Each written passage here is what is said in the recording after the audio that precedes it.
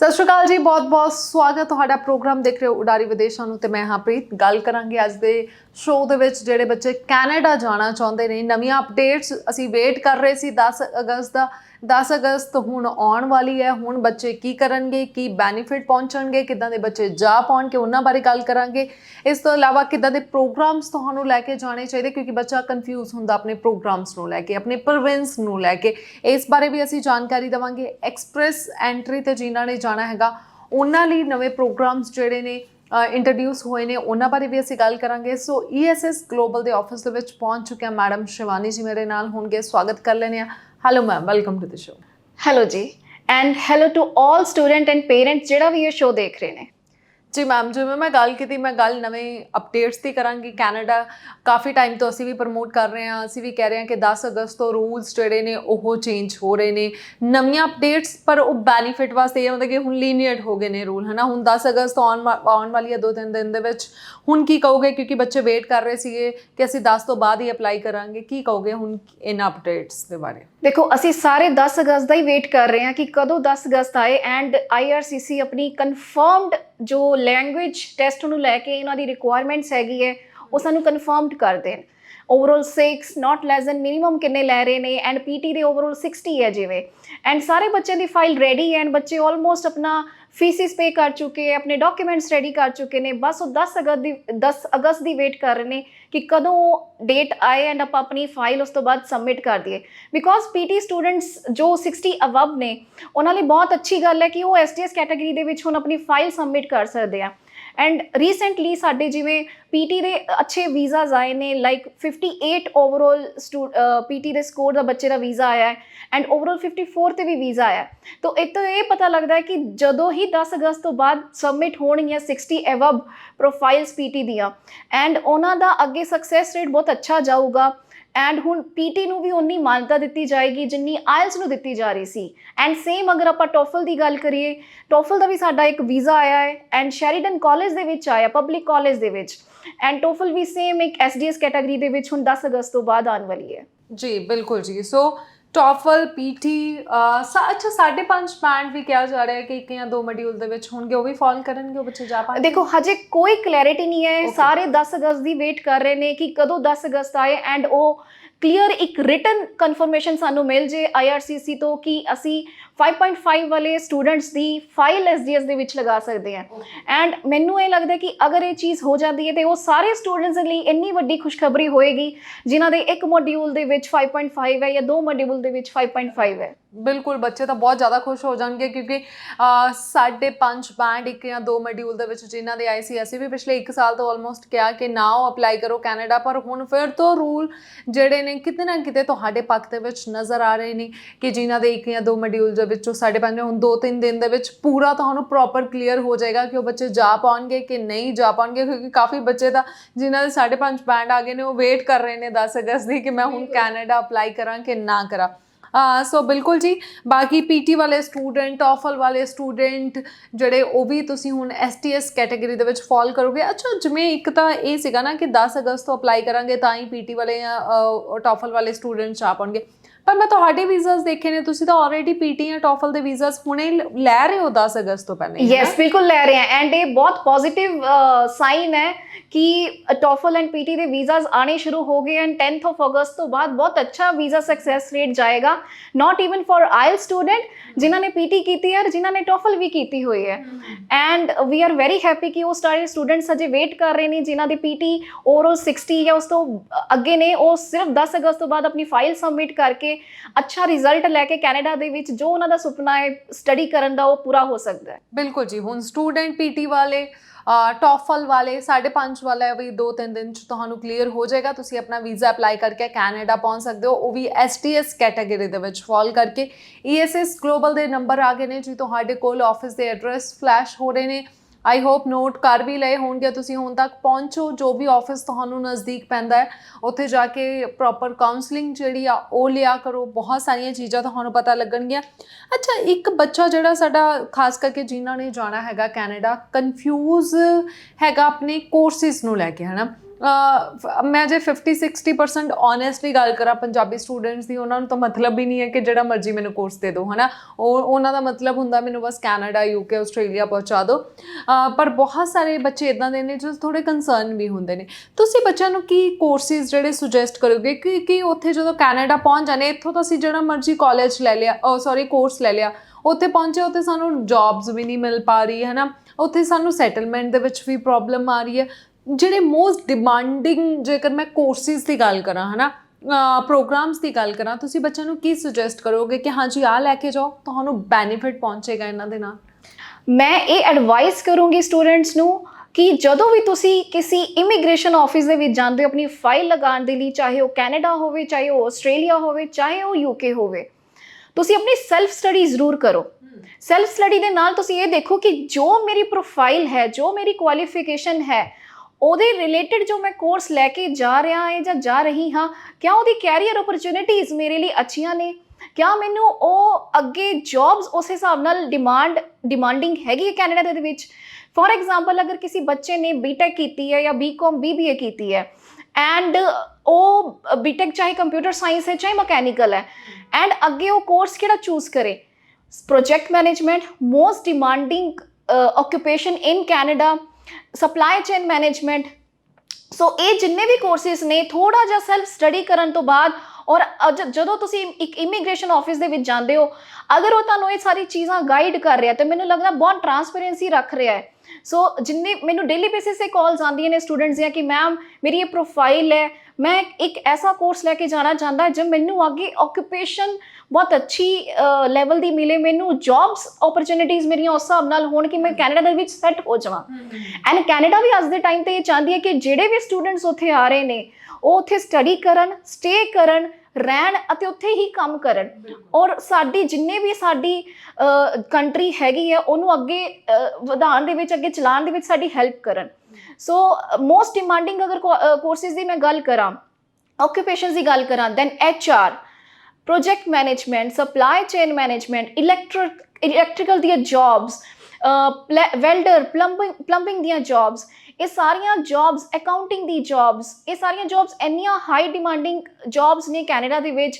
And ਕੋਈ commerce student ਹੈ, ਕੋਈ ਆਰਟਸ ਬੈਕਗਰਾਊਂਡ ਦਾ ਹੈ, ਜਾਂ ਕੋਈ ਵੋਕੇਸ਼ਨਲ ਸਟੂਡੈਂਟ ਹੈ, ਜਾਂ ਜਿਹਨੇ ਬੀਟੈਕ ਕੀਤੀ ਹੈ, ਮੈਡੀਕਲ ਬੈਕਗਰਾਊਂਡ ਦਾ ਹੈ, ਉਹ ਇਹ ਕੋਰਸਿਸ ਲੈ ਕੇ ਜਾ ਸਕਦੇ ਆ। ਮੈਡੀਕਲ ਬੈਕਗਰਾਊਂਡ ਦੇ ਲਈ health care courses, like nursing ਦੇ ਲਈ ਤੁਸੀਂ nursing leadership the, health care administration and management ਦੇ ਕੋਰਸਿਸ ਤੁਸੀਂ ਲੈ ਕੇ ਜਾ ਸਕਦੇ ਹੋ।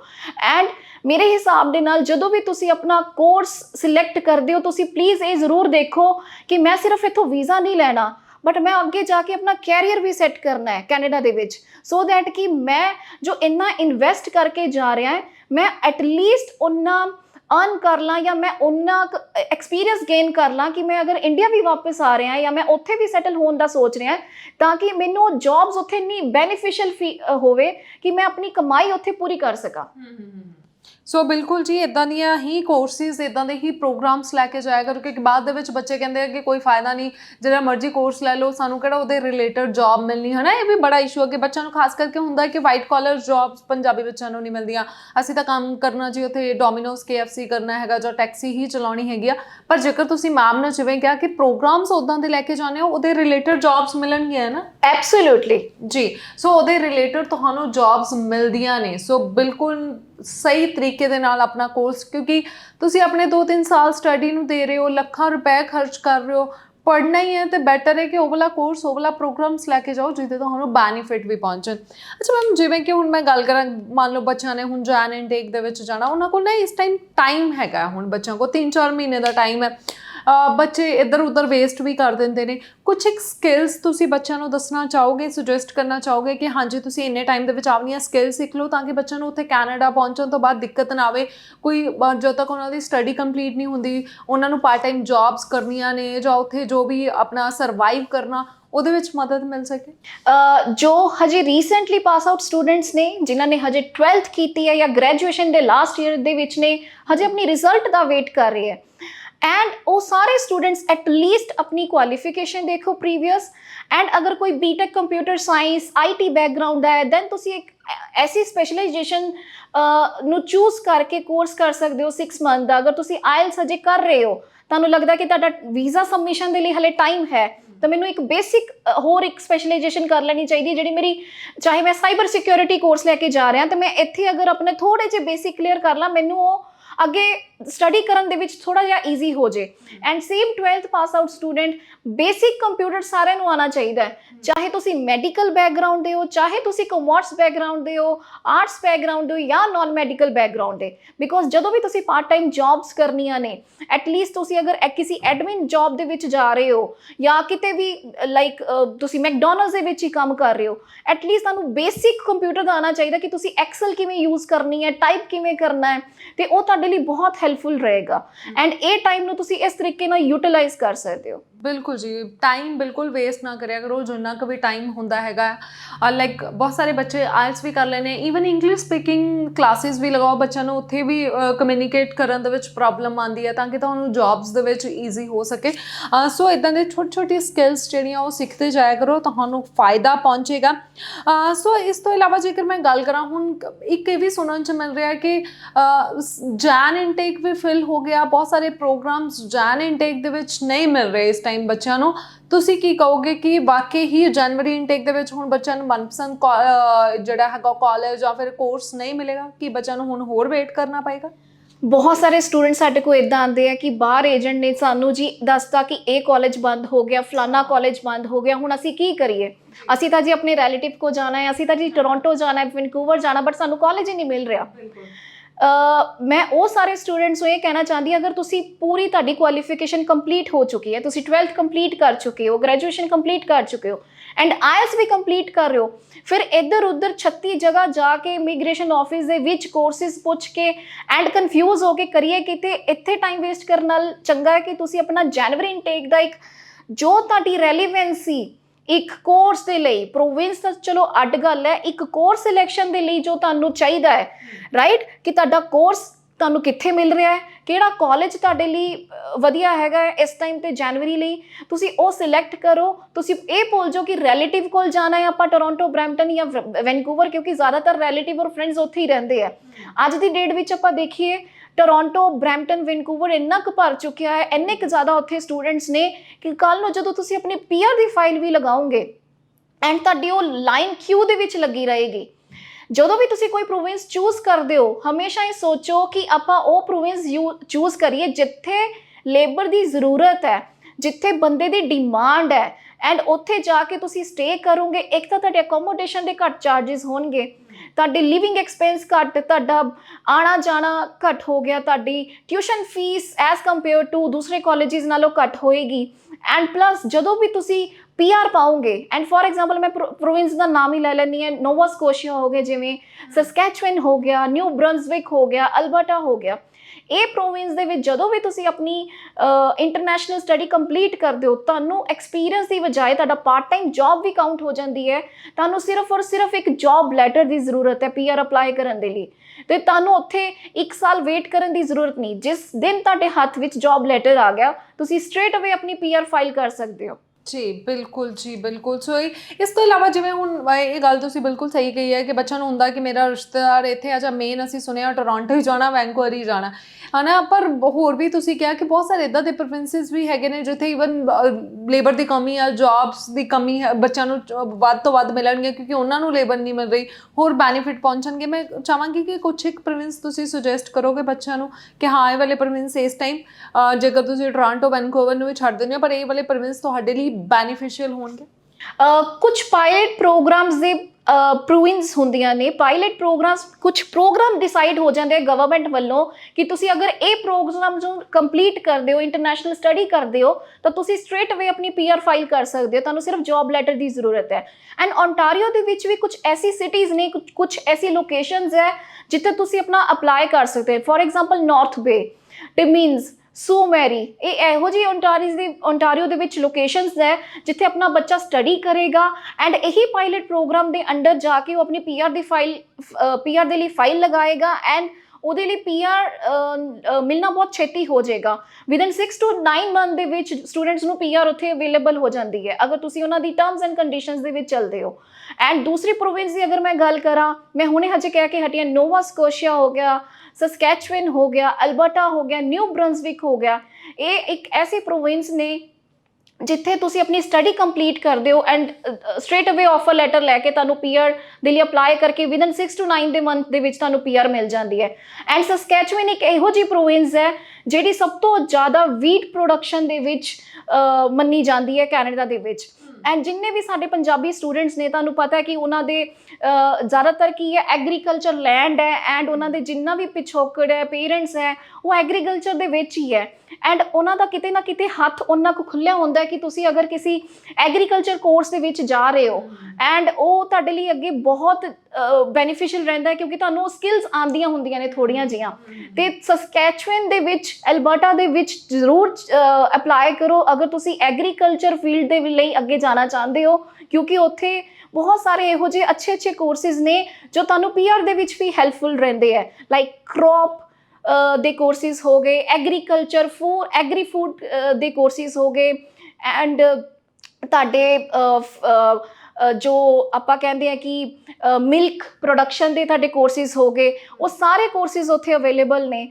ਐਂਡ ਕੱਲ੍ਹ ਨੂੰ ਜਾ ਕੇ ਅਗਰ ਤੁਸੀਂ ਇੰਡੀਆ ਦੇ ਵਿੱਚ ਆਪਣੀ ਐਗਰੀਕਲਚਰ ਫੀਲਡ ਨੂੰ, ਆਪਣੇ ਬਿਜ਼ਨਸ ਨੂੰ, ਜਿਹੜਾ ਤੁਹਾਡਾ ਬਿਜ਼ਨਸ ਪਿੱਛੋਂ ਤੋਂ ਚੱਲਦਾ ਆਇਆ ਹੈ, ਤੁਸੀਂ ਉਸ ਬਿਜ਼ਨਸ ਨੂੰ ਅੱਗੇ ਵਧਾਉਣਾ ਚਾਹੁੰਦੇ ਹੋ, ਤੁਹਾਡੇ ਕੋਲ ਇਹੋ ਜਿਹੇ ਕੀ ਸਕਿੱਲਸ ਹੋਣਗੇ ਜਿਹੜੇ ਤੁਸੀਂ ਇੰਡੀਆ ਦੇ ਵਿੱਚ ਆ ਕੇ ਵੀ ਯੂਜ਼ ਕਰ ਸਕਦੇ ਹੋ। ਜੀ ਬਿਲਕੁਲ ਜੀ, ਬਿਲਕੁਲ। ਸੋ ਇਸ ਚੀਜ਼ ਬਾਰੇ ਜਿਵੇਂ ਮੈਮ ਨੇ ਕਿਹਾ, ਬਹੁਤ ਸਾਰੇ ਇੱਦਾਂ ਦੇ ਪ੍ਰੋਵਿੰਸ ਹੈਗੇ ਆ ਕਿਉਂਕਿ ਇੱਕ ਜਗ੍ਹਾ 'ਤੇ ਰਸ਼ ਪਿਆ ਹੋਇਆ, ਉੱਥੇ ਹੀ ਤੁਸੀਂ ਜਾਈ ਜਾਓਗੇ, ਪਹਿਲਾਂ ਤਾਂ ਤੁਹਾਨੂੰ ਸੀਟਸ ਮਿਲਣ ਦੇ ਵਿੱਚ ਦਿੱਕਤ ਆਏਗੀ, ਫਿਰ ਜੇ ਮਿਲ ਵੀ ਗਿਆ ਵੀਜ਼ਾ ਉੱਥੇ ਜਾ ਕੇ ਜੌਬ ਲੱਭਣ ਦੇ ਵਿੱਚ ਦਿੱਕਤ ਆਏਗੀ, ਉੱਥੇ ਜਾ ਕੇ ਪੀਆਰ ਦੇ ਵਿੱਚ ਵੀ। ਇਸ ਤੋਂ ਬੈਟਰ ਹੈਗਾ ਕਿ ਤੁਸੀਂ ਉੱਦਾਂ ਦੇ ਪ੍ਰੋਵਿੰਸ ਚੁਣੋ ਜਿੱਥੇ ਕਿ ਕੰਪੀਟੀਸ਼ਨ ਇਸ ਟਾਈਮ ਘੱਟ ਹੈਗਾ, ਜਿੱਥੇ ਤੁਸੀਂ ਪਹੁੰਚੋਗੇ, ਜਿੱਥੇ ਤੁਹਾਨੂੰ ਈਜ਼ਲੀ ਜੌਬ ਮਿਲ ਪਾਉਣਗੀਆਂ, ਜਿੱਥੇ ਤੁਹਾਨੂੰ ਈਜ਼ਲੀ ਜਿਹੜੀ ਹੈਗੀ ਆ ਪੀਆਰ ਮਿਲ ਪਾਏਗੀ। ਸੋ ਜ਼ਰੂਰ ਤੁਸੀਂ ਇਸ ਬਾਰੇ ਵੀ ਵਿਚਾਰ ਕਰੋ। ਇਹਨਾਂ ਪ੍ਰੋਵਿੰਸਿਸ ਬਾਰੇ ਹੋਰ ਜਾਣਕਾਰੀ ਚਾਹੀਦੀ ਹੈਗੀ, ਸਿਰਫ ਇਹ ਨਾ ਦੇਖੋ ਕਿ ਮੇਰਾ ਦੋਸਤ ਮਿੱਤਰ ਜਾਂ ਰਿਸ਼ਤੇਦਾਰ ਇੱਥੇ ਰਹਿੰਦਾ ਜੀ, ਮੈਂ ਉੱਥੇ ਹੀ ਜਾਣਾ। ਕਿਸੇ ਨੇ ਤੁਹਾਨੂੰ 15-20 ਦਿਨ ਤੋਂ ਬਾਅਦ ਨਹੀਂ ਸੰਭਾਲਣਾ। ਸੋ ਆਪਣਾ ਫਿਊਚਰ ਦੇਖ ਕੇ ਤੁਸੀਂ ਚੱਲਿਆ ਕਰੋ। ਸੋ ਪ੍ਰੋਵਿੰਸਿਸ ਦੀ ਅਸੀਂ ਗੱਲ ਕਰ ਲਿਆ।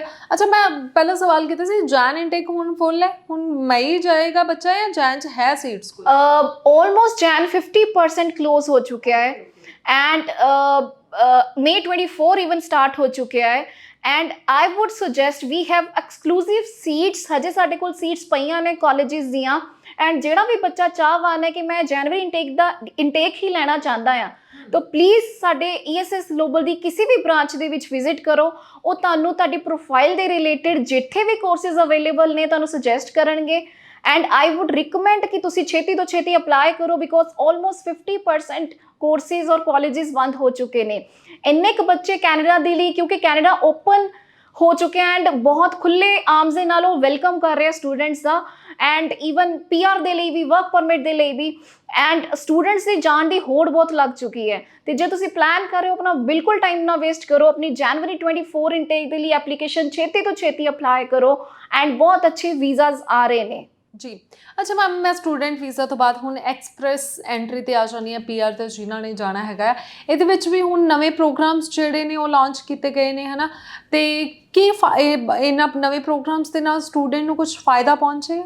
देखो, उन्होंने नवे प्रोग्राम्स जिमें हेल्थ केयर हो गया, स्टेम प्रोग्राम्स हो गए, एग्री फूड हो गया, ट्रांसपोर्टेशन हो गया, ਤੁਹਾਡੇ ਟ੍ਰੇਡ ਪ੍ਰੋਗਰਾਮਸ ਹੋ ਗਏ, ਇਹ ਸਾਰੇ ਨਵੇਂ ਐਡ ਹੋਈਆਂ ਨੇ ਓਕੂਪੇਸ਼ਨਸ ਐਂਡ ਮੈਂ ਸਾਰੇ ਸਟੂਡੈਂਟਸ ਨੂੰ, ਅਗਰ ਤੁਹਾਡੇ ਕੋਲ ਐਕਸਪੀਰੀਅੰਸ ਹੈ ਲਾਈਕ 6 ਮੰਥਸ ਦਾ, ਤਾਂ ਤੁਸੀਂ ਜ਼ਰੂਰ ਆਪਣੀ ਪੀਆਰ ਦੇ ਲਈ, ਵਰਕ ਪਰਮਿਟ ਦੇ ਲਈ, ਐਕਸਪ੍ਰੈਸ ਐਂਟਰੀ ਦੇ ਲਈ ਫਾਈਲ ਦੀ ਸੁਜੈਸ਼ਨ ਲਓ, ਠੀਕ ਹੈ। ਐਂਡ ਪਲੱਸ ਜੋ ਸਟੂਡੈਂਟ ਆਪਣਾ ਪਲਾਨ ਕਰ ਰਹੇ ਨੇ ਕਿ ਆਪਾਂ ਕੈਨੇਡਾ ਜਾ ਕੇ ਸਟੱਡੀ ਕਰਨਾ ਚਾਹੁੰਦੇ, ਤਾਂ ਆਪਣੀ ਪ੍ਰੋਫਾਈਲ ਹੈਲਥ ਕੇਅਰ ਦੇ ਵਿੱਚ, ਐਗਰੀ ਫੂਡ ਦੇ ਵਿੱਚ ਜਾਂ ਸਟੈਮ ਪ੍ਰੋਗਰਾਮਸ ਦੇ ਵਿੱਚ अपना सोचो कोर्स। कल नूं जाके तुहानूं जॉब भी उस हिसाब नाल मिलणगियां एंड ऑक्यूपेशनस एंड लेबर उन्नी डिमांड दे विच होएगी।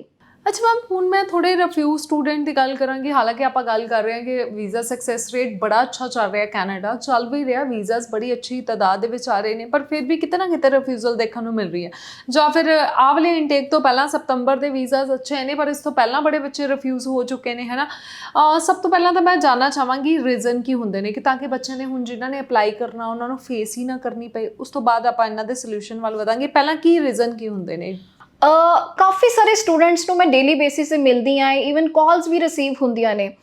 ਐਂਡ ਰੀਜ਼ਨ ਮੈਂ ਸਿਰਫ ਇੰਨਾ ਕੁ ਕਹੂੰਗੀ ਕਿ ਸਟੂਡੈਂਟਸ ਨੂੰ ਕਈ ਵਾਰੀ ਇਹੀ ਨਹੀਂ ਪਤਾ ਹੁੰਦਾ ਕਿ ਮੇਰੀ ਪ੍ਰੋਫਾਈਲ ਇਹ ਹੈ ਐਂਡ ਮੈਂ ਇਸ ਕੋਰਸ ਨੂੰ ਚੂਜ਼ ਕੀਤਾ ਸੀ ਤਾਂ ਮੈਂ ਕਿਉਂ ਕੀਤਾ ਸੀ।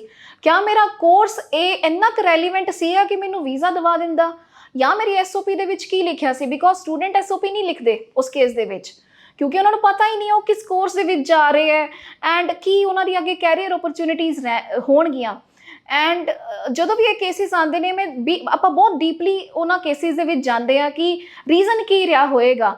ਐਂਡ ਸਭ ਤੋਂ ਵੱਧ ਰੇਸ਼ੋ ਸਟੂਡੈਂਟਸ ਦੀ ਆਈ ਹੈ ਜਿਨ੍ਹਾਂ ਦਾ ਕੋਰਸ ਹੀ ਰੈਲੀਵੈਂਟ ਨਹੀਂ ਸੀਗਾ।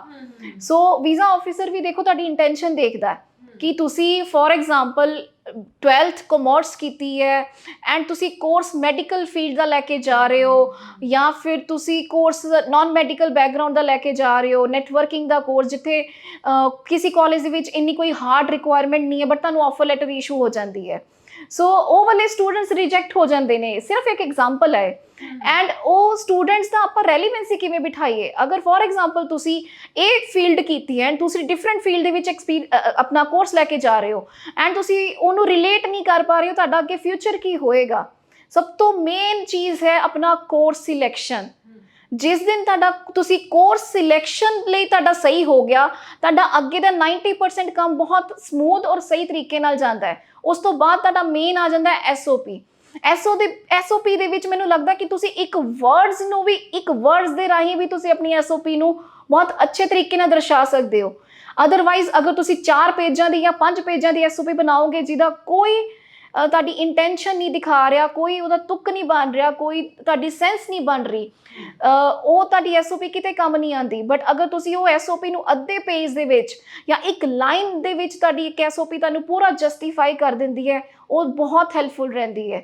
ਐਂਡ ਬੱਚਿਆਂ ਨੂੰ ਜ਼ਰੂਰ ਆਪਣੀ ਐਸਓਪੀ ਖੁਦ ਸਟੱਡੀ ਕਰਨੀ ਚਾਹੀਦੀ ਹੈ, ਖੁਦ ਬਣਾਉਣੀ ਚਾਹੀਦੀ ਹੈ। ਗਾਈਡ ਕਰਨ ਲਈ ਅਸੀਂ ਬੈਠੇ ਹਾਂ, ਹੈਲਪ ਕਰਨ ਲਈ ਅਸੀਂ ਬੈਠੇ ਹਾਂ, ਬਟ ਤੁਸੀਂ ਕਿਤੋਂ ਡਾਊਨਲੋਡ ਕਰਕੇ ਜਾਂ ਚੈਟ ਜੀਪੀਟੀ ਤੋਂ ਅਸੀਂ ਐਸਓਪੀ ਕੱਢ ਕੇ ਉਹ ਤੁਹਾਡੀ ਐਸਓਪੀ ਤੁਹਾਡਾ ਮਿਰਰ ਨਹੀਂ ਦਿਖਾਏਗੀ, ਤੁਹਾਡੀ ਪ੍ਰੋਫਾਈਲ ਨਹੀਂ ਦਰਸਾਏਗੀ, ਉਹ ਕਿਸੇ ਹੋਰ ਦੀ ਪ੍ਰੋਫਾਈਲ ਨੂੰ ਦਰਸਾਏਗੀ। ਬਿਲਕੁਲ ਕਈ ਵਾਰੀ ਅਸੀਂ ਦੇਖਦੇ ਹਾਂ ਬਹੁਤ ਸਾਰੇ ਕੰਸਲਟੈਂਟ ਵੀ ਇਦਾਂ ਹੁੰਦੇ ਨੇ ਕਿ ਇੱਕ ਹੀ ਐਸਓਪੀ ਜਿੰਨੇ ਕੁ ਬੱਚੇ ਆਏ ਸਾਰਿਆਂ ਤੇ ਇੱਕ ਹੀ ਜਿਹੜੀ ਆ ਉਹੀ ਚੇਪ ਦਿੱਤੀ।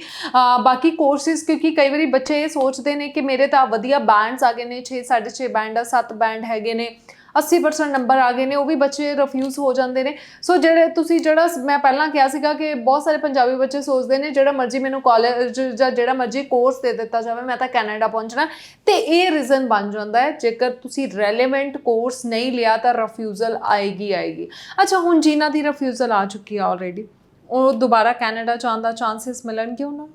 ਬਿਲਕੁਲ, ਜਿਹੜੇ ਵੀ ਰਿਫਿਊਜ਼ਡ ਸਟੂਡੈਂਟਸ ਨੇ ਬਿਲਕੁਲ ਘਬਰਾਉਣ ਦੀ ਲੋੜ ਨਹੀਂ ਹੈ। ਤੁਸੀਂ ESS ਗਲੋਬਲ ਦੇ ਵਿੱਚ ਆਓ, ਕਿਸੇ ਵੀ ਨੀਅਰ ਬਾਏ ਬ੍ਰਾਂਚ ਦੇ ਵਿੱਚ ਜੋ ਤੁਹਾਨੂੰ ਨੇੜੇ ਪੈਂਦੀ ਉੱਥੇ ਜਾਓ। ਸਾਡੇ ਐਕਸਪਰਟ ਟੀਮ ਤੁਹਾਨੂੰ ਗਾਈਡ ਕਰੇਗੀ ਕਿ ਤੁਹਾਡਾ ਆਪਾਂ ਕਿਸ ਤਰੀਕੇ ਨਾਲ ਨਵੇਂ ਸਿਰੇ ਤੋਂ ਫਾਈਲ ਨੂੰ ਰਿਪਰੈਜ਼ੈਂਟ ਕਰ ਸਕਦੇ ਆ। ਐਂਡ ਕੋਈ ਡਰਨ ਦੀ ਲੋੜ ਨਹੀਂ, ਕੋਈ ਘਬਰਾਉਣ ਦੀ ਲੋੜ ਨਹੀਂ। ਜਿੰਨੇ ਵੀ ਰਿਫਿਊਜ਼ਲ ਕੇਸਿਸ ਸਾਡੇ ਕੋਲ ਆਉਂਦੇ ਹੈ ਐਂਡ ਉਹ ਬਹੁਤ ਖੁਸ਼ ਹੋ ਕੇ ਜਾਂਦੇ ਹੈ, ਪੋਜ਼ਿਟਿਵ ਰਿਸਪੌਂਡ, ਪੋਜ਼ਿਟਿਵ ਰਿਜ਼ਲਟ ਲੈ ਕੇ ਜਾਂਦੇ ਹੈ।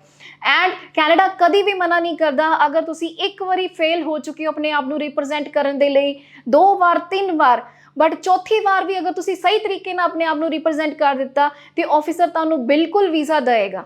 ਬਿਲਕੁਲ ਜੀ। ਸੋ ਬਿਲਕੁਲ ਦੁਬਾਰਾ ਇੱਕ ਵੀਜ਼ਾ ਜਿਹੜਾ, ਕਿਉਂਕਿ ਚਾਂਸਿਸ ਤੁਹਾਨੂੰ ਬੈਕ ਟੂ ਬੈਕ ਕੈਨੇਡਾ ਦੇ ਦਿੰਦਾ। 2-3 ਵਾਰ ਵੀ ਰਿਫਿਊਜ਼ ਹੋ ਗਿਆ ਤੇ ਇਹ ਨਹੀਂ ਹੈ ਕਿ ਤੁਹਾਨੂੰ ਚਾਂਸਿਸ ਨਹੀਂ ਮਿਲਣਗੇ, ਤੁਸੀਂ ਪਹੁੰਚ ਸਕਦੇ ਹੋ ਕੈਨੇਡਾ। ਪਰ ਜਿਹੜੀਆਂ ਪ੍ਰੋਬਲਮਸ ਪਹਿਲਾਂ ਆਈਆਂ ਸੀਗੀਆਂ ਉਹਨਾਂ ਨੂੰ ਤੁਸੀਂ ਸੋਲਵ ਕਰਕੇ ਜਾਓ। ਸੋ ਲਾਸਟ ਦੇ ਵਿੱਚ ਕੋਈ ਮੈਸੇਜ ਸਾਡੇ ਸਟੂਡੈਂਟਸ ਦੇ ਨਾਲ ਸ਼ੇਅਰ ਕਰਨਾ ਚਾਹੋ? ਉਹ ਸਾਰੇ ਸਟੂਡੈਂਟ ਜੋ ਰਿਫਿਊਜ਼ਡ ਹੋ ਚੁੱਕੇ ਨੇ ਜਾਂ ਕਨਫਿਊਜ਼ਡ ਨੇ ਕਿ ਮੈਨੂੰ ਜਨਵਰੀ ਇਨਟੇਕ ਹਜੇ ਮਿਲੂਗਾ ਜਾਂ ਨਹੀਂ ਮਿਲੂਗਾ, ਜਾਂ ਮੈਨੂੰ ਜਾਣਾ ਚਾਹੀਦਾ ਹੈ ਜਨਵਰੀ ਇਨਟੇਕ ਦੇ ਵਿੱਚ, ਸੋ ਸਾਰੇ ਸਟੂਡੈਂਟਸ ਨੂੰ ਵੈਲਕਮ ਹੈ। ਜਿੰਨੇ ਵੀ ਤੁਹਾਡੀ ਕਨਫਿਊਜ਼ਨ ਹੈ, ਜਿੰਨੇ ਵੀ ਤੁਹਾਡੇ ਕੁਐਸਚਨਸ ਹੈ, ਮੈਨੂੰ ਸਟ੍ਰੇਟ ਵੇ ਆ ਕੇ ਡਾਇਰੈਕਟ ਆ ਕੇ ਮਿਲੋ ਚੰਡੀਗੜ੍ਹ ਆਫਿਸ ਦੇ ਵਿੱਚ, ਮੈਂ ਤੁਹਾਡੇ ਸਾਰੇ ਸਵਾਲਾਂ ਦੇ ਜਵਾਬ ਦੇਵਾਂਗੀ। बिल्कुल जी बिल्कुल। सो घबराना बिल्कुल नहीं, चाहे रिफ्यूज़ हो गया चाहे कोई भी प्रॉब्लम आ गया। So thank you so much ma'am. Thank you. So students ਜਲਦੀ ਨੰਬਰ ਨੋਟ ਕਰ ਲਓ, ਤੁਸੀਂ ਆਫਿਸ ਦੇ ਐਡਰੈਸ ਨੋਟ ਕਰੋ, ਪਹੁੰਚੋ। ਤੁਸੀਂ ਕੈਨੇਡਾ ਦਾ ਵੀਜ਼ਾ ਲੈਣਾ ਜਾਂ ਕਿਸੇ ਹੋਰ ਵੀ ਕੰਟਰੀ ਦੇ ਵਿੱਚ ਜਾਣਾ ਚਾਹੁੰਦੇ ਹੋ, ESS ਗਲੋਬਲ ਤੁਹਾਡੀ ਪੂਰੀ ਮਦਦ ਕਰਦਾ ਹੈ। ਸੋ ਜਾਂਦੇ ਕੁਝ ਇੱਕ ਸਟੂਡੈਂਟਸ ਦੀਆਂ ਸਕਸੈਸ ਸਟੋਰੀਜ਼ ਸ਼ੇਅਰ ਕਰਦੇ ਹਾਂ। ਸਤਿ ਸ਼੍ਰੀ ਅਕਾਲ। ਮੇਰਾ ਨਾਮ ਵਿਕਰਮਜੀਤ ਸਿੰਘ ਤੇ ਮੈਂ ਹੁਸ਼ਿਆਰਪੁਰ ਤੋਂ ਬਿਲੋਂਗ ਕਰਦਾ ਤੇ ਮੈਨੂੰ ES ਗਲੋਬਲ ਬਾਰੇ ਮੇਰੇ ਰਿਲੇਟਿਵਸ ਨੇ ਦੱਸਿਆ ਤੇ ਮੈਂ ਆਪਣਾ ਵੀਜ਼ਾ ਅਪਲਾਈ ਕੀਤਾ ਕੈਨੇਡਾ ਦਾ ਤੇ ਵਿਦਿਨ 1 ਮੰਥ ਵਿੱਚ ਮੇਰਾ ਕੈਨੇਡਾ ਦਾ ਵੀਜ਼ਾ ਅਪਰੂਵ ਹੋ ਗਿਆ ਤੇ ਤੁਸੀਂ ਦੇਖ ਸਕਦੇ ਹੋ। ਐਂਡ ਮੈਂ ਤੁਹਾਨੂੰ ਰਿਕਮੈਂਡ ਕਰਦਾ ਕਿ ਤੁਸੀਂ ਵੀ ਆਪਣਾ ਵੀਜ਼ਾ ਅਪਲਾਈ ਕਰੋ ES ਗਲੋਬਲ ਕੋਲੋਂ। ਤੇ ਸਟਾਫ ਬਹੁਤ ਹੀ ਵਧੀਆ ਹੈਗਾ ਤੇ ਬਹੁਤ ਹੀ ਵੈਲ ਮੇਨਟੇਨ ਸਟਾਫ ਤੇ ਇਹਨਾਂ ਨੇ ਮੇਰੀ ਬਹੁਤ ਹੈਲਪ ਕੀਤੀ ਵੀਜ਼ੇ ਵਿੱਚ। ਧੰਨਵਾਦ। Hello everyone, my name is Jagjot Kaur and I am from Nawashahar. Today I got my Australia student visa by the help of ESS Global. Each and every staff is very cooperative here and I learn about ESS Global through the social media and I am very happy to receive it. Within 20 days I have got my visa and please I recommend to all of you, please visit ESS Global to attain your visa. Thank you. My name is Rupinder Kaur and I'm from Tarn. Today I received my visa with the help of ESS Global and I'm very happy today. And all the members, staff members in ESS Global are very cooperative and friendly nature. And I recommend to all the students that visit ESS Global and receive their visa successfully. Thank you so much ESS Global. My name is Gaganpreet Kaur, ਮੈਂ district Amritsar ਦੀ ਰਹਿਣ ਵਾਲੀ ਹਾਂ and ਮੈਂ ਆਪਣੀ file ਜਿਹੜੀ ਸੀਗੀ ESS global ਤੋਂ ਲਵਾਈ ਸੀ। ਮੇਰਾ ਵੀਜ਼ਾ ਜਿਹੜਾ ਹੈ ਵਿਦਿਨ 26 ਡੇਜ਼ ਦੇ ਵਿੱਚ ਆ ਗਿਆ ਹੈ। ਸੋ ਇੱਥੋਂ ਦਾ ਸਟਾਫ ਜਿਹੜਾ ਹੈ ਬਹੁਤ ਹੀ ਹੈਲਪਫੁਲ ਤੇ ਕੋਆਪਰੇਟਿਵ ਆ। ਮੈਂ ਹਰ ਇੱਕ ਨੂੰ ਇਹੀ ਰეკਮੈਂਡ ਕਰਾਂਗੀ ਕਿ ਇੱਕ ਵਾਰ ESS ਗਲੋਬਲ ਜ਼ਰੂਰ ਵਿਜ਼ਿਟ ਕਰਨ। Thank you. ਮੇਰਾ ਨਾਮ ਹਰਮਨ ਸਿੰਘ ਹੈ, ਮੈਂ ਅੰਮ੍ਰਿਤਸਰ ਤੋਂ ਬਿਲੋਂਗ ਕਰਦਾ ਹਾਂ ਤੇ ਮੈਂ ESS ਗਲੋਬਲ ਤੋਂ ਆਪਣੀ ਫਾਈਲ ਪ੍ਰੋਸੈਸ ਕਰਵਾਈ ਸੀ ਤੇ ਵਿਦਿਨ 1 ਮੰਥ ਦੇ ਵਿੱਚ ਮੇਰਾ ਵੀਜ਼ਾ ਅਪਲਾਈ ਹੋ ਕੇ ਆ ਗਿਆ ਹੈ। ਤੇ ਮੈਂ ਇਹ ਰਿਕਮੈਂਡ ਕਰਾਂਗਾ ਕਿ ਸਾਰੇ ESS ਗਲੋਬਲ ਤੋਂ ਹੀ ਆਪਣਾ ਫਾਈਲ ਪ੍ਰੋਸੈਸ ਕਰੋ। Thank you.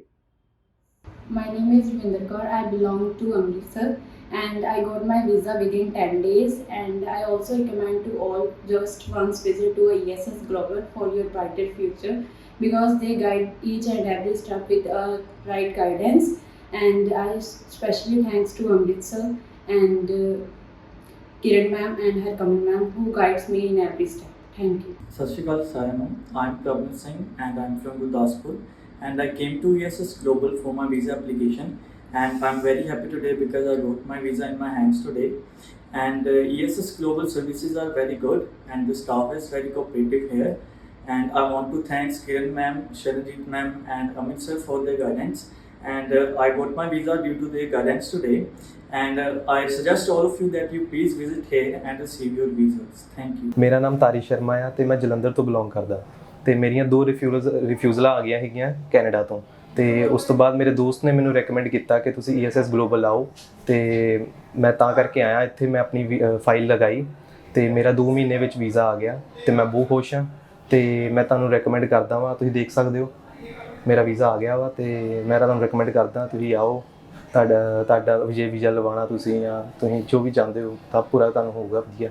ਹਾਂਜੀ, ਮੇਰਾ ਨਾਮ ਮਨਿੰਦਰ ਕੌਰ ਹੈ ਤੇ ਮੈਂ ਜਲੰਧਰ ਡਿਸਟ੍ਰਿਕਟ ਤੋਂ ਬਿਲੋਂਗ ਕਰਦੀ ਹਾਂ ਤੇ ਮੈਂ ਇਹਨਾਂ ਤੋਂ ਆਪਣਾ ਵੀਜ਼ਾ ਅਪਲਾਈ ਕੀਤਾ ਸੀਗਾ। ਮੇਰੀ ਪਹਿਲਾਂ ਰਿਫਿਊਜ਼ਲ ਆ ਚੁੱਕੀ ਸੀਗੀ ਤੇ ਵੈਨ ਆਈ ਰੀਅਪਲਾਈ ਥਰੂ ਦੈਮ ਤੇ ਮੇਰਾ ਹੁਣ ਵੀਜ਼ਾ ਆ ਚੁੱਕਿਆ ਹੈ ਤੇ ਵੀਜ਼ਾ ਪ੍ਰੋਸੈਸਿੰਗ ਬੜੀ ਫਾਸਟ ਸੀਗੀ ਤੇ ਆ ਦੇਖ ਸਕਦੇ ਹੋ ਤੁਸੀਂ ਮੇਰਾ ਵੀਜ਼ਾ।